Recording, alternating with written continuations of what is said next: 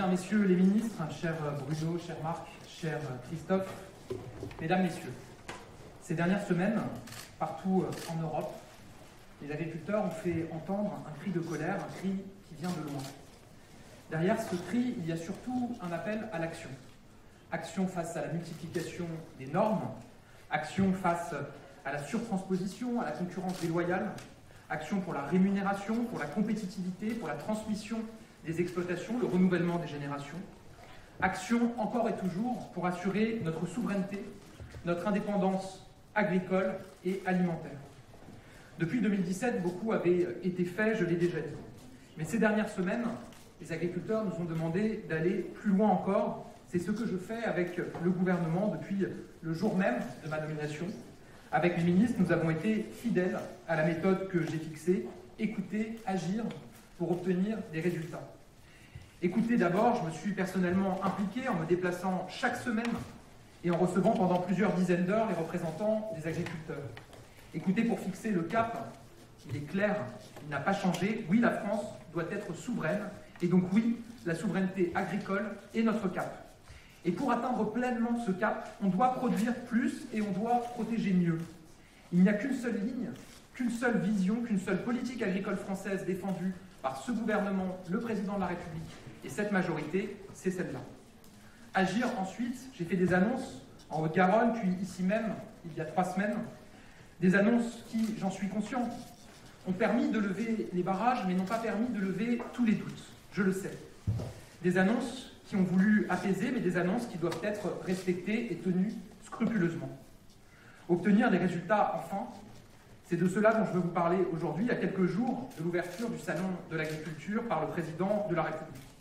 Et je le dis d'emblée, depuis 3 semaines, des aides ont été versées, des simplifications ont été réalisées, des textes ont été publiés. Je le dis très solennellement, en appelant à lever leur barrage le 1er février, les organisations agricoles, les agriculteurs eux-mêmes, nous ont prêté leur confiance. Alors, depuis 3 semaines, avec mon gouvernement, nous n'avons pas cessé d'agir pour être à la hauteur de cette confiance avec un mot d'ordre.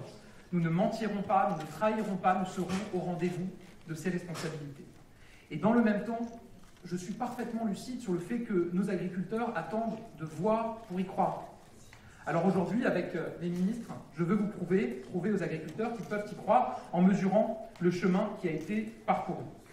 Je veux d'abord revenir très concrètement sur le bilan global des engagements que nous avons pris. Vous vous en souvenez, avec les principales organisations syndicales agricoles, nous sommes accordés sur une liste d'engagements qui a été écrite, qui a été partagée, qui est la liste des engagements qui a conduit ces organisations syndicales, avec beaucoup de responsabilités, je le dis, à appeler à la levée des barrages et à la transformation du mouvement, comme ils l'ont appelé, en un mouvement au travail avec le gouvernement. Très concrètement, il y avait 62 engagements qui ont été pris à l'occasion de cette conférence de presse que j'avais faite ici et du document qui a été partagé. 100% des chantiers ont été ouverts depuis que ces 62 engagements ont été pris. En 3 semaines, nous avons abouti, nous sommes sur le point de le faire pour 8 engagements sur 10. C'est ce que vous voyez ici. Il y a ceux qui ont déjà été faits, c'est quand les textes ont été publiés. Ceux qui sont avancés, c'est quand les choses sont actées, mais que le texte doit encore être publié parce qu'il est encore en consultation au Conseil d'État, parce qu'il y a encore quelques points à affiner, ou parce que cette mesure sera prise dans le prochain texte financier, par exemple, ou dans le budget, et que donc il faut qu'elle rentre pleinement dans la loi pour être en vigueur. Jamais, je le dis, autant d'avancées n'auront été mises en œuvre pour nos agriculteurs en si peu de temps. Mais je n'en tire aucune gloire, nous devions cet électrochoc à nos agriculteurs. Sans prétendre être exhaustif, je veux maintenant revenir devant vous sur nos principales avancées autour des 6 axes que nous avions définis et qui ont été donnés par écrit aux organisations professionnelles agricoles. Je précise qu'un dossier extrêmement complet, avec les 62 engagements qui ont été pris, l'état d'avancement et le calendrier sur chacun de ces engagements, sera à votre disposition à l'issue de cette conférence de presse et qui sera en ligne, accessible à tout Français pour mesurer sur chacun des 62 engagements où nous en sommes et quand l'engagement n'a pas encore été concrétisé, quand est-ce qu'il le sera. Le premier enjeu, c'est notre souveraineté agricole. D'abord, et conformément à mon engagement, le projet de loi d'orientation agricole, que le ministre présentera en détail dans un instant, reconnaît noir sur blanc dans la loi notre objectif de souveraineté agricole et alimentaire et place l'agriculture au rang des intérêts fondamentaux de la nation, au même titre que notre sécurité ou notre défense nationale. C'est un acte fort, c'est une reconnaissance attendue et légitime. C'est le rappel qu'il n'y a pas de pays sans paysans et qu'il n'y a pas de France sans agriculture. C'était une des demandes des organisations représentatives des agriculteurs. Elle fait partie des 62 engagements. C'est aussi pour ça que nous avions retardé de quelques semaines la présentation du projet de loi, qui a donc été enrichi de cet article. Par ailleurs, comme nous nous y étions engagés, nous avons défini des indicateurs pour poser les fondements d'une véritable stratégie de souveraineté alimentaire. Les premiers résultats sont encourageants. Ils montrent que la France demeure une grande nation agricole, la première européenne, et qu'elle exporte l'équivalent de 2 fois ce qui serait nécessaire pour nourrir les Français. Mais ce travail illustre également de grandes fragilités sur certaines filières, certains moyens de production, et montre le défi que constitue la crise climatique et environnementale. Sur chaque sujet, nous regardons les choses en face et nous agissons résolument. Je prends un exemple, l'élevage. Un plan spécifique pour la souveraineté de l'élevage est en cours de discussion. C'est un plan qui concernera l'ensemble des filières, je le dis, bovines, ovines, caprines, porcines, volailles, apicoles, qui reconnaîtra les apports de l'élevage et offrira des perspectives économiques claires pour chacune de ces filières. Des engagements réciproques devront être pris dans chaque filière. L'État sera au rendez-vous et ce plan sera présenté à l'occasion du salon comme nous y étions engagés. J'ajoute que nous avons une attention particulière à nos territoires d'outre-mer.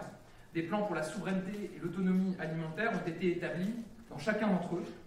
Il est maintenant nécessaire de les mettre en place et c'est ce que fera la ministre des Outre-mer dans les meilleurs délais.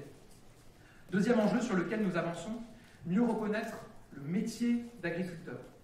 Je m'étais engagé à ce que la proposition de loi sur les troubles de voisinage de la députée Nicole Lepez soit inscrite au plus vite à l'ordre du jour du Parlement.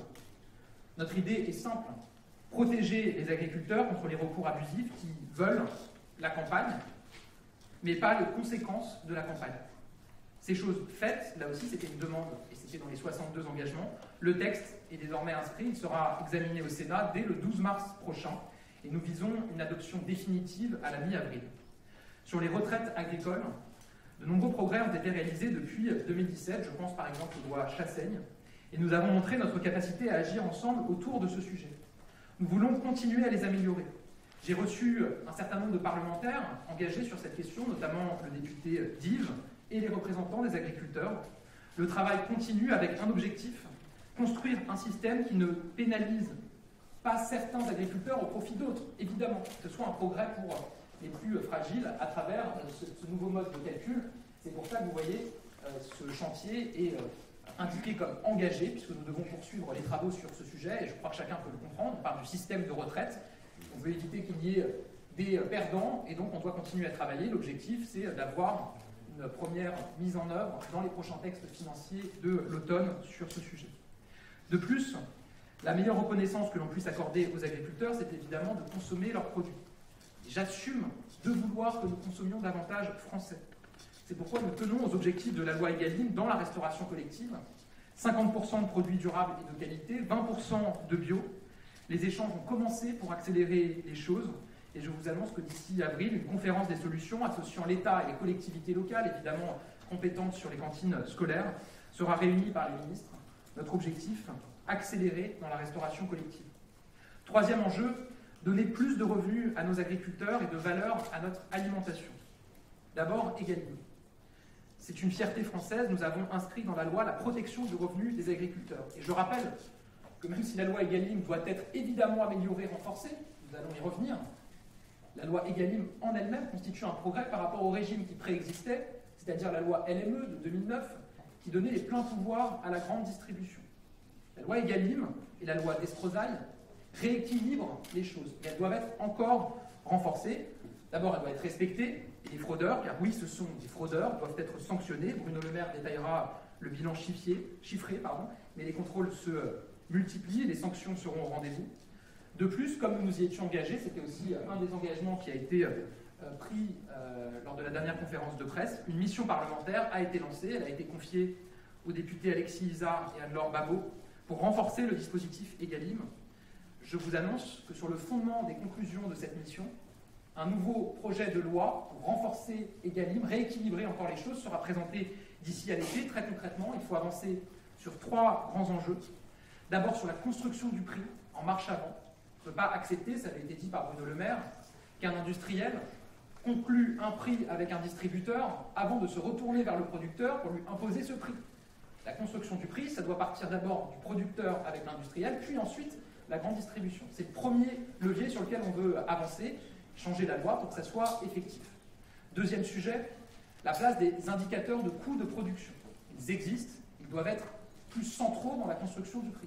Et troisième sujet, les centrales d'achat européennes. Sur ces 3 grands chantiers, mais sur d'autres aussi, la mission parlementaire nous fera des propositions d'ici à l'été et un nouveau texte de loi pour renforcer le poids de nos agriculteurs dans les négociations commerciales et donc améliorer leurs revenus, sera présenté au Parlement.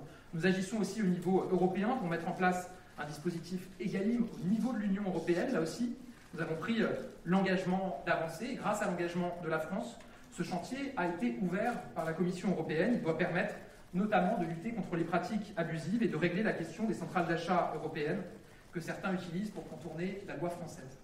Chacun doit se mobiliser pour permettre une juste rémunération des agriculteurs. Nous sommes aux avant-postes, mais tous les acteurs doivent prendre leurs responsabilités et nous y veillerons. Le revenu de nos agriculteurs, c'est aussi les aider face aux urgences et aux crises et leur permettre de toucher toutes les aides auxquelles ils ont droit. Face aux crises, vous le savez, j'ai demandé qu'on agisse plus vite. Nous avons répondu présent sur la MHE, sur la viticulture, sur les effets de la tempête Ciaran, notamment en Bretagne, face aux inondations dans les Hauts-de-France. Tous les guichets d'aide sont désormais ouverts et il est possible de faire les demandes. Sur l'ensemble de ces dispositifs, près d'1 millier d'exploitations ont déjà déposé des demandes.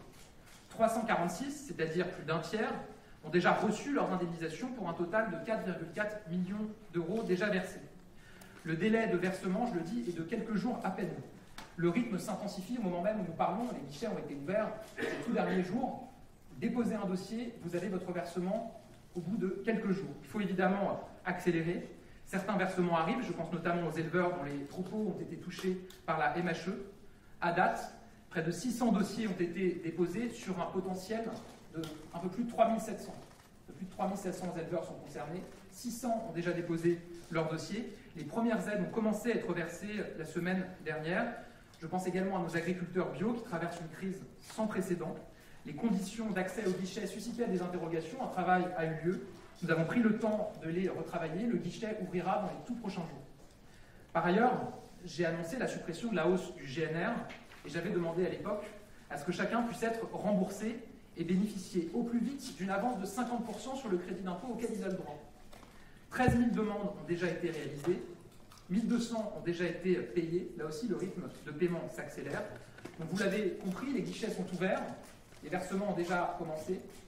Un certain nombre de dossiers ont été déposés. Évidemment, j'invite tous ceux qui sont concernés par les crises que j'évoquais, notamment la MHE, à déposer leur dossier pour pouvoir recevoir les indemnisations. Et sur l'avance GNR et sur le remboursement de la hausse de taxes, là aussi, le guichet est ouvert. 13 000 demandes déjà déposées. J'invite évidemment à continuer à le faire pour que les versements puissent avoir lieu. Aider les agriculteurs, c'est aussi aider les filières qui souffrent le plus. Du fait d'une multitude de crises, la filière viticole, notamment en Occitanie, traverse une crise et une phase particulièrement difficile. C'est pourquoi, en plus du fonds d'urgence mis en place par l'État, nous avons demandé la mobilisation des banques. Elles ont répondu présent à notre appel et ce lundi, les banques, en particulier le Crédit Agricole, que je veux saluer, ont lancé des prêts bonifiés pour accompagner la filière viticole en Occitanie. Enfin, aider les agriculteurs, c'est leur permettre de toucher les aides de la PAC. Vous savez, la PAC a été réformée en 2023. Et à chaque fois que la PAC est réformée, il y a des inquiétudes sur le délai de versement des aides. Je rappelle que lors de la précédente réforme, en 2015, à cette même époque, 0% de versement avait eu lieu. Les versements avaient été faits avec 1 an de retard. Donc il y a eu beaucoup d'inquiétudes avec la réforme de la PAC de 2023. J'ai pris un engagement pour que l'ensemble des versements aient eu lieu avant le 15 mars. À l'heure à laquelle je vous parle, 99,61% des aides de base de la PAC ont été versées aux agriculteurs, soit plus de 7,5 milliards d'euros. Et d'ici au 15 mars, nous serons à 100%, comme je m'y suis engagé. Et au-delà des aides, il y a le défi de la compétitivité de nos exploitations. Je me suis engagé sur des mesures fiscales et sociales fortes. Certaines ont d'ores et déjà pu entrer en vigueur, d'autres sont actées et seront inscrites au prochain budget. Parmi les mesures que nous prenons, je tenais à en citer quelques-unes. Pour faire face aux tensions de recrutement, nous allons exonérer de cotisations patronales la quasi-totalité des emplois saisonniers agricoles. C'est la fameuse mesure TODE, à la fois sa pérennisation et le passage de 1,20 à 1,25 qui était demandé par les représentants des agriculteurs. Là aussi, j'ai pris un engagement, c'est dans les 62 engagements. Ce que je vous annonce, c'est que cette mesure est applicable dès l'année 2024. C'était une demande, elle est évidemment tenue. Nous avons également avancé sur la question de la reconnaissance de notre production agricole comme secteur en tension pour faciliter grandement l'attribution de visas pour les travailleurs saisonniers. Je vous annonce qu'après un gros travail, l'arrêté qui reconnaît le secteur de la production agricole comme secteur en tension dans son intégralité sur l'ensemble du territoire national sera publié pendant le Salon de l'agriculture. Je tiens également à citer les mesures de soutien spécifiques que nous prenons en faveur de l'élevage. Je l'ai dit à l'instant, l'élevage sont parmi les filières qui souffrent le plus. Je m'étais engagé à prendre des mesures pour les aider. Nous sommes en train de finaliser un dispositif pour alléger les impôts et les charges sociales des éleveurs dont la valeur du cheptel augmente, notamment du fait de l'inflation. Au total, vous le savez, c'est 150 millions qui sont mobilisés pour nos éleveurs. Là aussi, entrée en vigueur de la mesure dès 2024. Quand on regarde ces mesures pour la compétitivité des exploitations dans leur ensemble, elles reprennent d'ores et déjà plus des 3/4 des mesures qui font partie de la proposition de loi compétitivité de la ferme France qui a été déposée et adoptée au Sénat, qui a été portée, vous le savez, par le sénateur Duplon. On parle souvent de cette proposition de loi. Les 3/4 des mesures qui sont dans cette proposition de loi qui a été présentée au Sénat font partie des mesures que j'ai annoncées et qui sont actées. Quatrième enjeu que je souhaite aborder, la protection de nos agriculteurs face à la concurrence déloyale. Nous avons réaffirmé des principes clairs sur le refus de l'absence de mesures miroirs ou d'accords qui désavantageraient nos agriculteurs. À cet égard, je veux le rappeler, le président de la République a été extrêmement ferme sur notre opposition au traité de libre-échange entre l'Union européenne et le Mercosur. Nous nous battrons produit par produit pour le respect d'un principe simple. Si c'est interdit pour nos agriculteurs, ça ne doit pas rentrer chez nous. Et sur ce point, je passe aux actes. Le thiaclopride, qui est un néonicotinoïde interdit en Europe depuis 2020, et dont les importations sont encore possibles. Depuis 2020, ce néonicotinoïde est interdit dans toute l'Europe, mais on continue à importer des produits qui l'utilisent. Ça désavantage nos agriculteurs, ça ne protège pas davantage les Français, puisque les produits traités avec le thiaclopride arrivent sur les étals. Ce n'est pas acceptable, et j'ai donc demandé à la Commission européenne d'interdire toute importation de produits agricoles contenant de la thiaclopride. Je prendrai un arrêté vendredi pour interdire son importation en France, c'est-à-dire que nous allons plus vite que le calendrier de la Commission européenne sur ce sujet-là. C'est notre état d'esprit. Par ailleurs, conformément aux demandes des agriculteurs, nous avons obtenu des avancées au niveau européen pour mieux les protéger face aux importations ukrainiennes en matière de volailles, d'œufs, de sucre. Il s'agissait d'avancées attendues et nous sommes également mobilisés pour mieux inclure les céréales dans les mécanismes de protection. La solidarité auprès de l'Ukraine est évidemment essentielle, mais elle ne peut pas se faire au détriment de nos agriculteurs. Cinquième enjeu, faciliter la vie de nos agriculteurs, éviter toute surtransposition, simplifier les procédures et les normes dès qu'elles peuvent l'être, partout où elles peuvent l'être. Là encore, j'ai pris des engagements et nous avons obtenu des résultats rapides. Et nous continuerons. Un point sera fait désormais par les ministres chaque mois pour présenter concrètement ce qui change dans la vie de nos agriculteurs. À l'échelle nationale d'abord, je m'étais engagé, vous le savez, en Haute-Garonne sur 10 premières grandes mesures de simplification nationale. Très concrètement, 3 textes ont d'ores et déjà été pris et publiés. 3 sont sur le point de l'être, puisqu'ils sont actuellement examinés au Conseil d'État. C'est un délai incompressible, mais c'est une question de jours. Ils seront très vite publiés. Il s'agit des mesures sur le débroussaillement, sur la simplification des contentieux agricoles, et pour en finir avec la surtransposition de nos seuils d'évaluation environnementale, notamment pour les bâtiments d'élevage.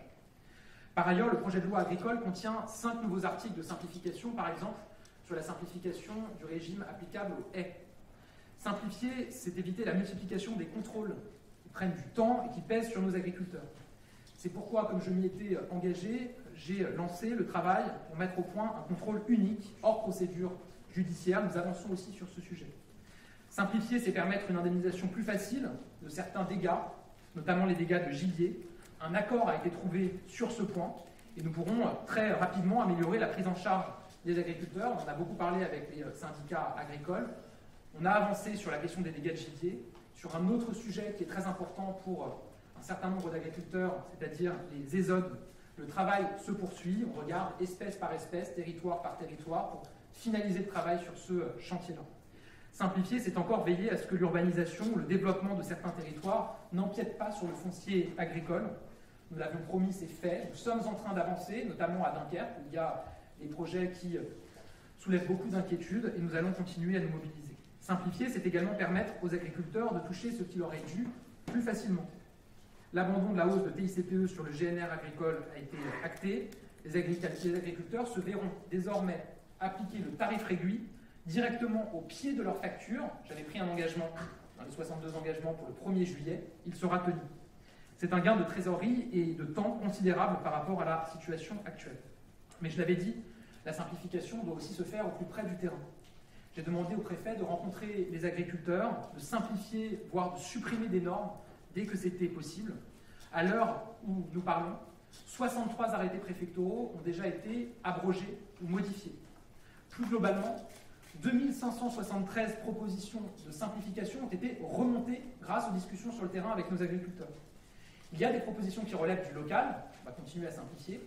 Il y a des propositions qui relèvent du national, et on voit qu'elles remontent dans plusieurs territoires, et donc nous allons continuer à simplifier au niveau national. Je donne quelques exemples.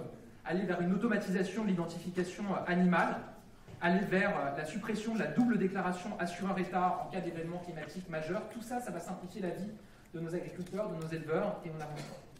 Les ministres réuniront l'ensemble des acteurs cet après-midi pour enclencher le travail sur ces nouveaux chantiers avec un calendrier précis. Nous avons un objectif, changer des textes, oui, mais surtout changer des vies pour nos agriculteurs, que ce soit plus simple pour eux au quotidien. Simplifier, ça doit également se faire au niveau européen.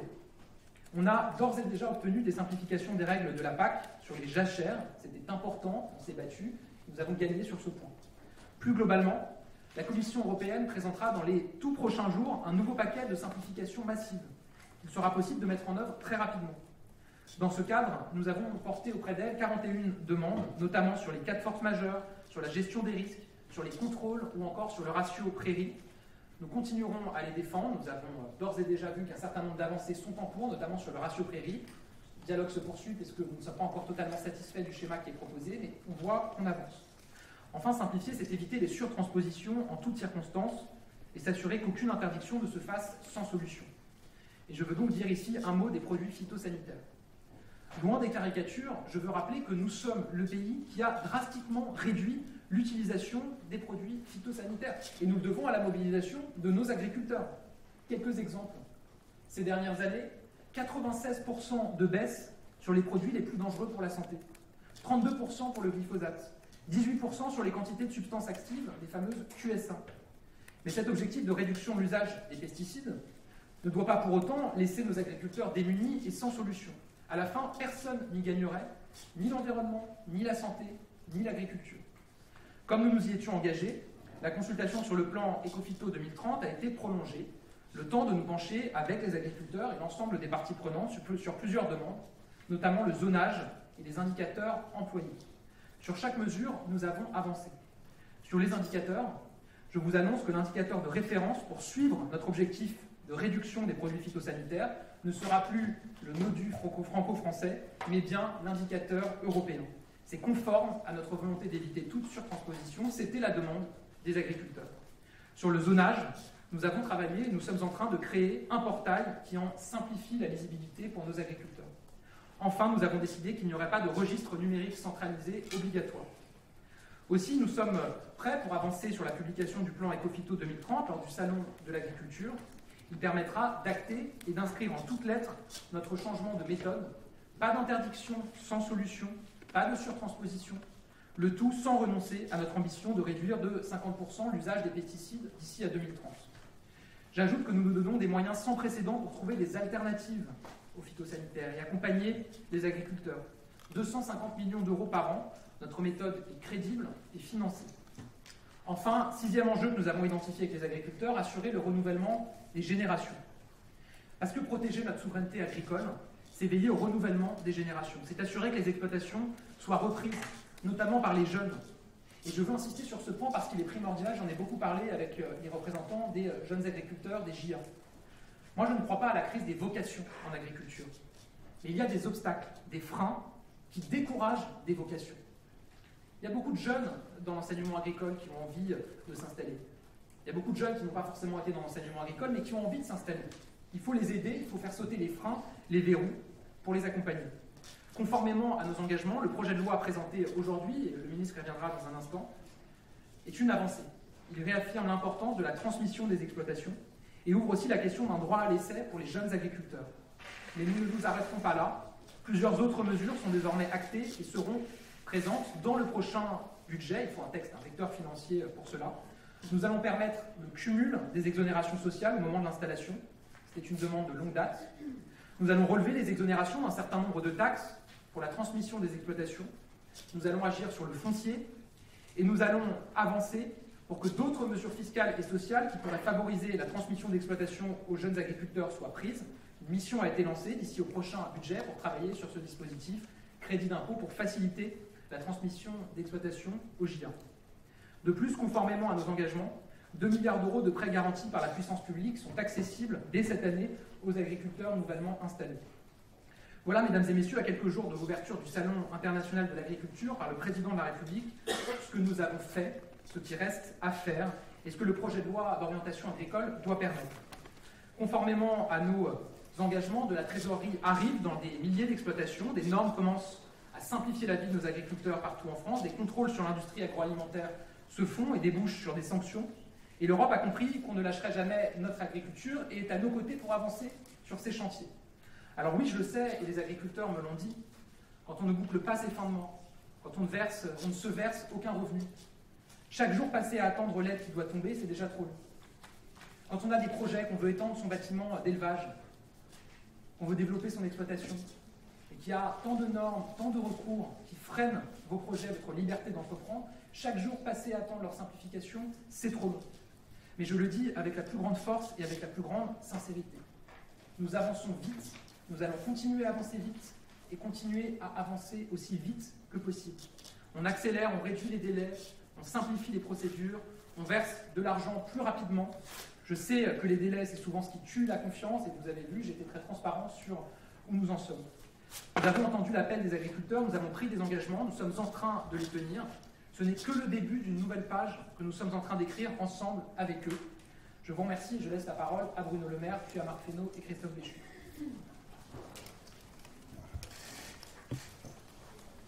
Merci, Monsieur le Premier ministre. Je vous rassure, je vais être très rapide. Je voulais simplement faire le point sur les sanctions et le respect de l'ordre public économique. Je rappelle qu'il y a un ordre public économique en France dont je suis le garant et qui vise à faire respecter tout simplement les lois qui s'imposent à tous les acteurs économiques. Nous avons donc mobilisé 150 agents de la DGCCRF pour multiplier les contrôles par 2 au cours des 2 dernières semaines sur l'ensemble des grands industriels et sur les supermarchés. Nous avons réalisé à date 1400 contrôles sur les 200 plus grands industriels et sur les 5 grands distributeurs. Première conclusion que nous pouvons tirer, c'est qu'il y a 150 cas de non-conformité, notamment pour des retards dans la signature des contrats et pour non-respect des délais fixés par la loi Egalim. À ce titre, j'ai déjà notifié un certain nombre de pré-sanctions à tous les distributeurs ou industriels qui seraient en non-conformité par rapport au texte de la loi. Nous avons un deuxième sujet que j'avais déjà mentionné à la réunion précédente, qui sont les centrales d'achat européennes. Nous avons eu l'occasion avec le ministre de l'Agriculture de rappeler hier à l'ensemble des acteurs de la distribution que les centrales d'achat européennes doivent respecter les lois nationales et qu'il n'y a pas de zone de non-droit parce qu'il y aurait une centrale d'achat européenne. Un produit qui est vendu en France doit respecter les règles de la loi française, même si le produit a été négocié dans le cadre des centrales d'achat européennes. Nous avons 2 centrales qui n'ont pas respecté les dispositions de la loi Egalim. Nous avons donc lancé des préamendes. Elles ont été prononcées le 19 février très précisément, pour des montants qui se chiffrent en dizaines de millions d'euros sur ces 2 centrales d'achat européennes. Les 2 centrales d'achat européennes ont désormais 2 mois de contradictoire pour faire valoir leurs arguments. Au terme de ces 2 mois de contradictoire, les sanctions à hauteur de plusieurs dizaines de millions d'euros sur ces 2 centrales d'achat européennes seront définitives. Enfin, un dernier mot sur l'origine France. Vous savez toute l'importance que nous attachons avec le Premier ministre et le ministre de l'Agriculture à ce sujet. Nous serons intraitables aussi sur ce sujet-là.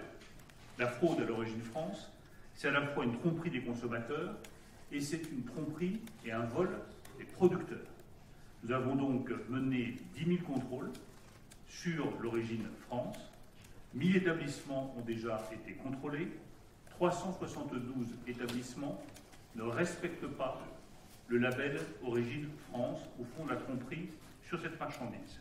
Je notifierai donc les premiers procès-verbaux dans les prochains jours. Je tiens juste à rappeler aux différents acteurs économiques que ne pas respecter l'origine France et les règles qui s'appliquent à cette origine France, c'est une pratique commerciale trompeuse qui est passible d'une sanction pénale qui peut atteindre 10% du chiffre d'affaires de l'entreprise concernée. Je le redis, nous serons intraitables sur le respect de cette origine.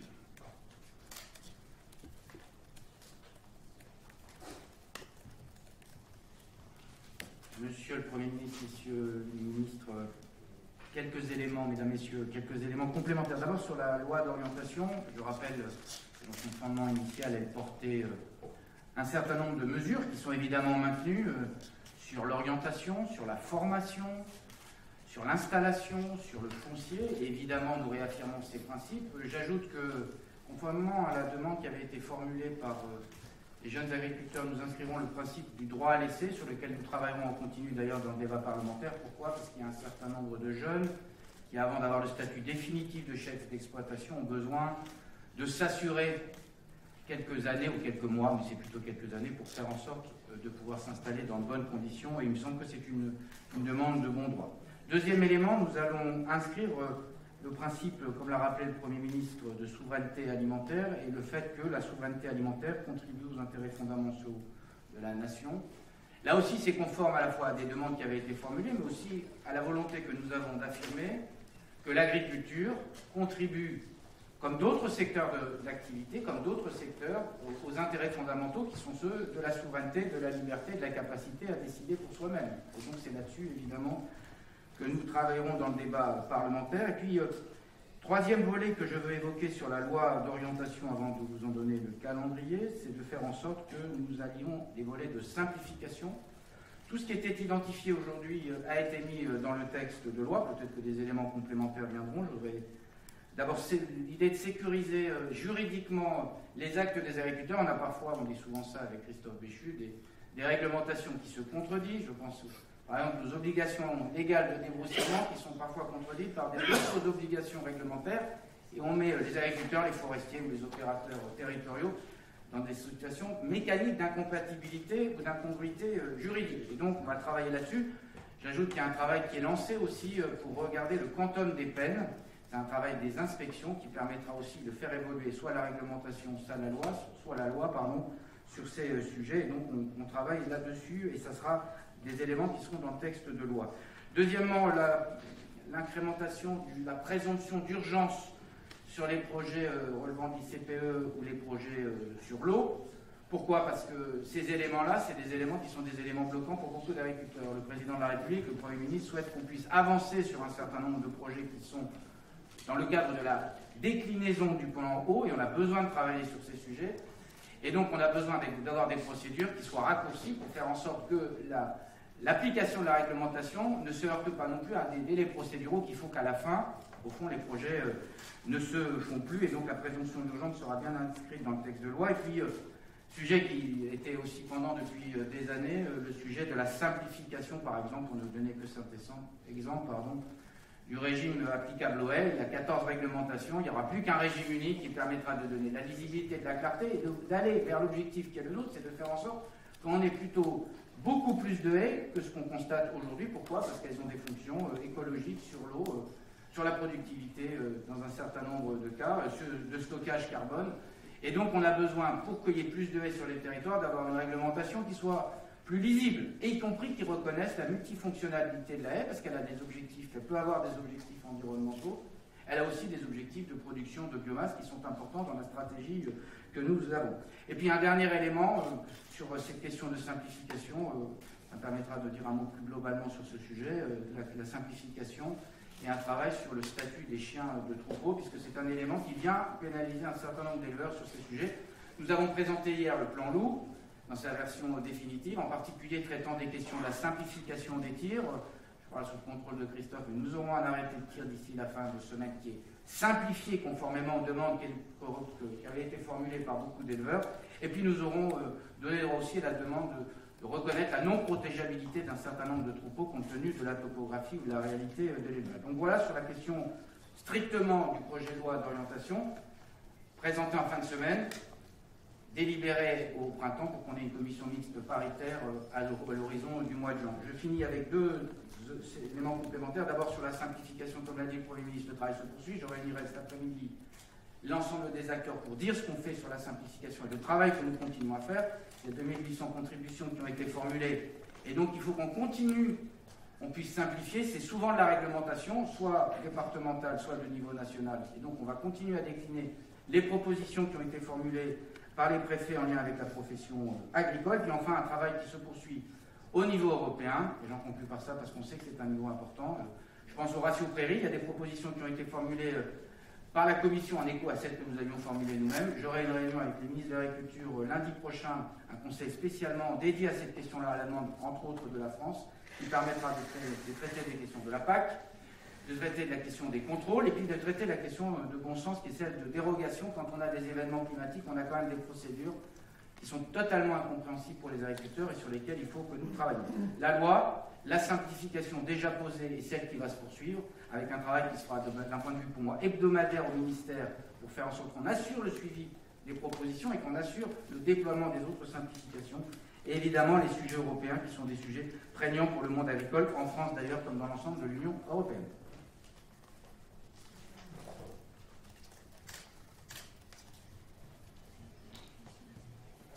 Mesdames et messieurs, d'abord une conviction, c'est que une vraie écologie, c'est pas une écologie dans laquelle la part de nos importations augmente tous les ans. On ne peut pas à la fois défendre des circuits courts, expliquer que ce que nous faisons à proximité permet de se faire dans des conditions environnementales et de souveraineté qui sont satisfaisantes, et de l'autre, avoir à la fin des règles qui aboutissent à majorer la part de nos importations. La cohérence de la partie écologique de ce plan, elle est bien celle-là. Nous assurer à la fin qu'au-delà de la pureté d'un certain nombre de textes, nous avons les résultats qui vont avec. Quand en l'espace de 20 ans, on a multiplié par 11 le nombre de mots dans le code de l'environnement, je ne suis pas sûr que la visibilité et la lisibilité y aient gagné. Et pour reprendre les mots d'un avocat spécialiste sur ces questions, le sujet est parfois moins la simplification que la lisibilité et la visibilité des dispositifs. Et dans beaucoup de cas, le travail de simplification dont nous parlons, il consiste, avec moins de mots, avec moins de textes, à redire des choses qui sont simples. Pour être extrêmement concret, il y a une dizaine de mesures pilotées par le ministère de la Transition écologique sur lesquelles on est dans les mêmes temps de passage que ce que le Premier ministre vient d'indiquer. Avec des engagements sur des décrets ou sur des textes qui, pour beaucoup d'entre eux, sont pris. C'est le cas pour les curages, le texte pour lutter contre les recours abusifs, signature début avril, les dispositifs pour travailler sur les retenues, les fonds hydrauliques, ça c'est un travail qui nécessite un peu plus de temps. Les zones humides, pareil. Les OLD, on sera prêt en mars avec un décret signé sur ces obligations légales de débroussaillement dans les prochains jours. Le dispositif sur les haies a été rappelé, etc. Au milieu de tout ça, une convention avec les chambres d'agriculture dont nous finalisons l'écriture, de manière à mieux organiser les relations entre l'Office français de la biodiversité, qui est au cœur d'un certain nombre de critiques, et les agriculteurs, de manière à construire à la fois des volets de pédagogie, de relais, des procédures qui permettent de mieux rendre compte de leur action partout sur le territoire, alors qu'on a des pratiques qui d'un département à l'autre peuvent différer, et sur le modèle d'une convention qui avait été faite par le passé avec la gendarmerie, faire en sorte de remettre les choses calmement à plat pour que chacun mesure quelle est sa place, quel est son rôle, comment les choses doivent se faire et ce vers quoi nous devons aller. Une administration, un ministère, un ministre doit balayer devant sa porte et se demander comment, quand on a une situation de tension, il y a des choses qu'il faut être capable d'améliorer. C'est ce que nous faisons. Ça ne veut pas dire jeter l'opprobre ni sur une profession ni sur des fonctionnaires. Ça veut dire s'interroger sur la manière dont on peut améliorer le service que nous rendons. Le service que nous rendent les agriculteurs, il est concret. Il est celui de notre alimentation, il est celui de l'entretien de nos paysages, il est celui de la participation à un stockage de carbone par des quantités d'activités. Le nôtre doit l'être tout autant, en mesurant à quel point nous sommes liés par les mêmes objectifs, par les mêmes ambitions. Le Premier ministre l'a dit, il n'y a pas de France sans agriculture, il n'y a pas d'écologie sans une agriculture de proximité. Bien, merci beaucoup. Il est 9h51, on doit être à 10h au Conseil des ministres. Donc je propose de prendre peut-être 3 questions très rapides en moins d'une minute, ce qui nous laissera à peu près 3-4 minutes pour vous répondre. Et évidemment, après, nos équipes sont disponibles pour répondre. Bonjour Monsieur le Premier ministre, Loïc Besson de BFM TV. Ça n'aura échappé à personne. Dans quelques jours s'ouvre le salon de l'agriculture. Quand vous dites que ça doit rester une fête, est-ce que c'est une façon d'appeler au calme ces agriculteurs en colère qui voudraient se faire entendre et vous interpeller, vous, le Président de la République? Et dans ce contexte, vous avez proposé un débat à Marine Le Pen pour le Rassemblement national. Elle vous a dit non. Si vous voulez débattre, ça sera avec leur tête de liste, Jordan Bardella. Est-ce que vous acceptez donc de débattre avec Jordan Bardella, tête de liste du RN pour les européennes? Et du coup, puisqu'on est là, est-ce que ça signifie que le RN est bien pour vous dans l'arc républicain? Vous l'aviez dit il y a quelques jours. Le Président de la République a dit l'inverse cette semaine. Merci beaucoup. Oui, allez-y, ouais. Je répondrai aux 3 questions d'un coup. Oui, bonjour Monsieur Anne Renaud de l'AFP. Que répondez-vous aux organisations écologistes et à certaines organisations agricoles qui estiment que l'abandon de l'indicateur français, l'indicateur NODU, sur les pesticides est un recul écologique car l'indicateur européen ne prendrait pas aussi bien en compte la dangerosité des produits?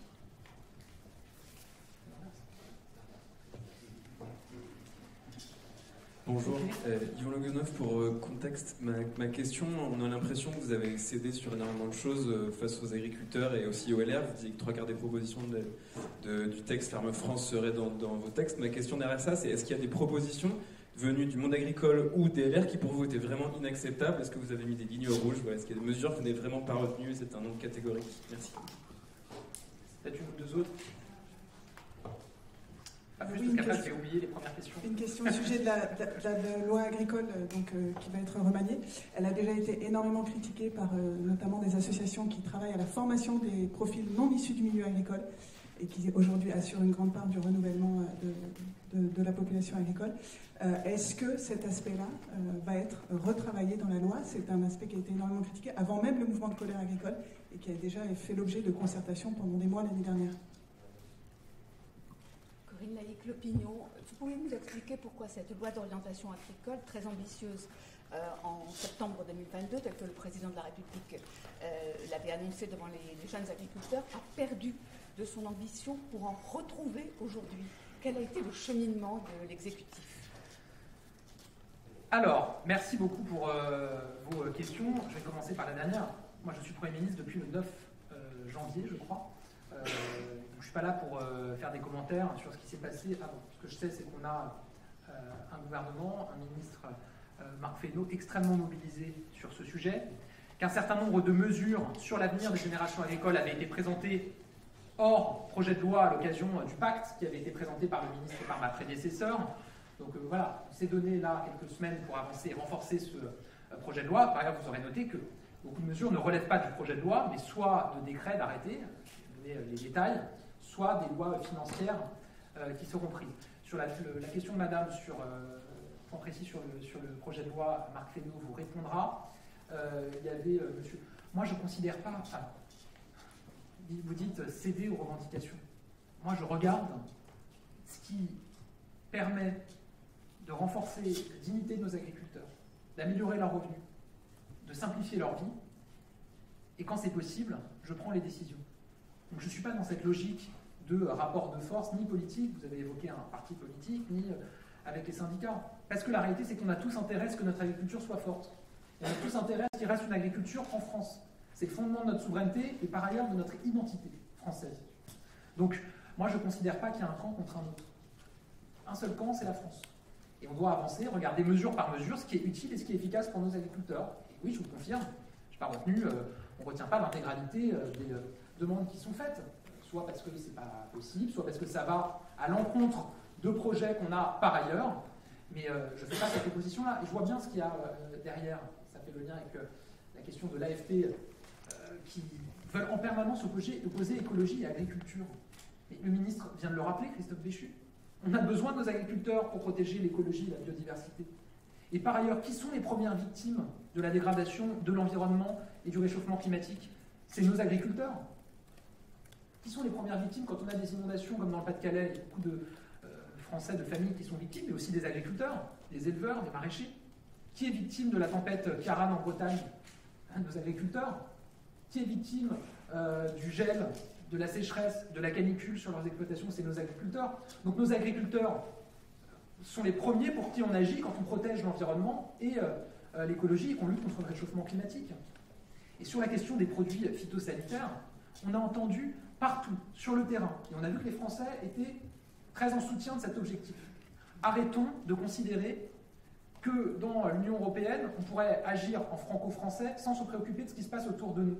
Parce qu'à la fin, on met des règles, des normes pour nos agriculteurs, alors même que ces règles, ces normes ne s'appliquent pas pour nos voisins immédiats et que les produits de nos voisins immédiats arrivent quand même sur les étals des Français.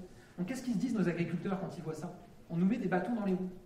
C'est comme ça qu'ils le vivent.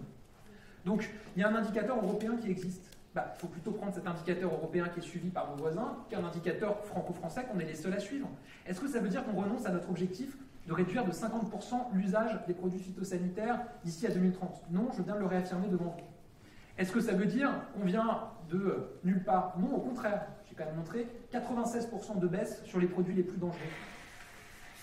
Plus de 30% de baisse sur le glyphosate.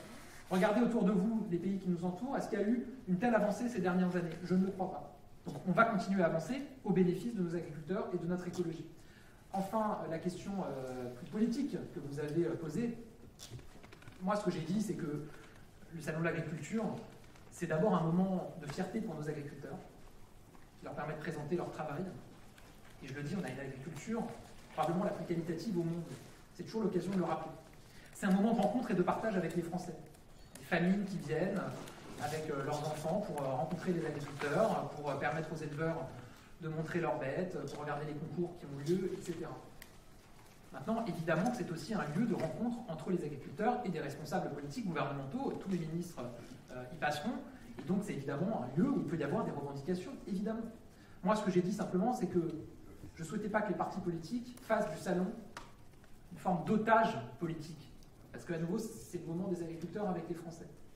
Et effectivement, j'ai vu un certain nombre de déclarations de l'extrême droite et du Rassemblement national, et j'ai proposé à Mme Le Pen d'en débattre. Parce qu'en fait, aujourd'hui, c'est quoi le paysage? Vous avez des partis politiques, notamment les Verts, la France Insoumise, qui ont une forme de cohérence. Ils disent il faut la décroissance, il faut demander à nos agriculteurs ou leur imposer de produire moins. Je suis en radical désaccord avec cette vision, mais ça a le mérite de la clarté et de la cohérence. Et vous avez de l'autre côté le Rassemblement national qui dit tout et son contraire. En 2019, au Parlement européen, le Rassemblement national vote contre la PAC. En 2021, au Parlement européen, le Rassemblement national vote pour la PAC. Aujourd'hui, 2024, ils sont redevenus contre la PAC. Ils disent qu'ils veulent accompagner nos agriculteurs, qu'ils soutiennent toutes leurs demandes, mais est-ce qu'ils soutiennent la reconnaissance de l'agriculture comme métier en tension pour faciliter le visa pour des travailleurs étrangers, saisonniers? Je ne les ai jamais entendus en parler. Ils disent qu'ils soutiennent nos agriculteurs face aux crises, mais ils n'ont pas voté la loi sur l'assurance récolte. Madame Le Pen n'était même pas dans l'hémicycle pour voter la loi Egalim, qui constitue quand même un progrès, mais qui doit être amélioré, pour nos agriculteurs dans la construction du prix face à la grande distribution et aux industriels. Donc moi, je crois à la clarté du débat démocratique. C'est pour ça que j'ai proposé ce débat, pour que Mme Le Pen puisse nous dire quelle est sa vision et qu'elle puisse aussi s'expliquer sur ces changements de pied incessants qu'on connaît sur le nucléaire, sur d'autres sujets, vis-à-vis de nos agriculteurs. Je constate qu'elle ne veut pas. Ça montre manifestement qu'elle n'est pas très à l'aise sur ces questions-là et qu'elle a peur que ça se voit.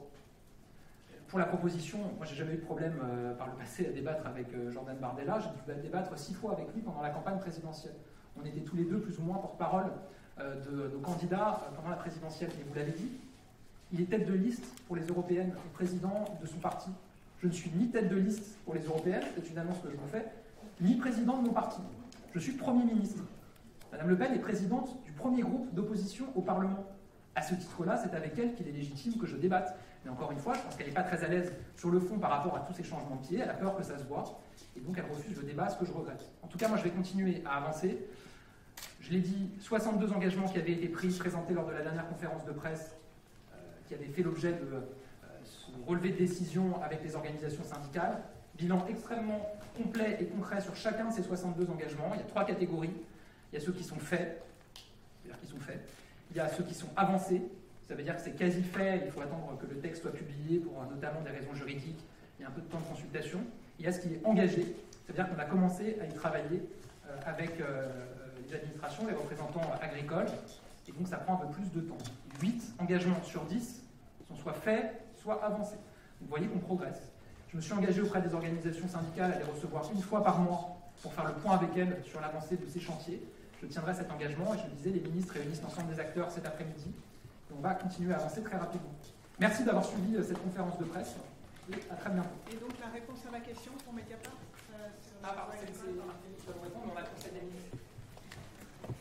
Ça va être très rapide. Alors je ne sais pas si on voit les mêmes personnes.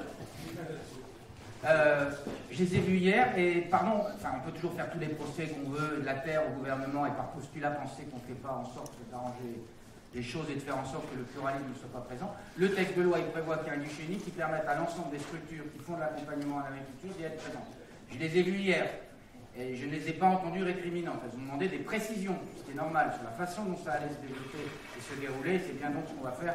Donc, essayons de ne pas rentrer dans des caricatures et d'opposer. Il y a besoin de toutes les structures d'accompagnement et il faut qu'on y aille avec l'ensemble de ces structures. Et on a un travail technique maintenant. C'est plus la loi, c'est de la question réglementaire. Merci. Il faut vraiment que j'y aille. Sur les gamines européennes, vous en parlez? Oui, on va en parler lundi. Parce que la Commission vous dit que c'est pas possible. Oui, très bien, mais c'est pas parce que la Commission dit que c'est pas possible que ça peut pas devenir possible. Regardez les dernières semaines.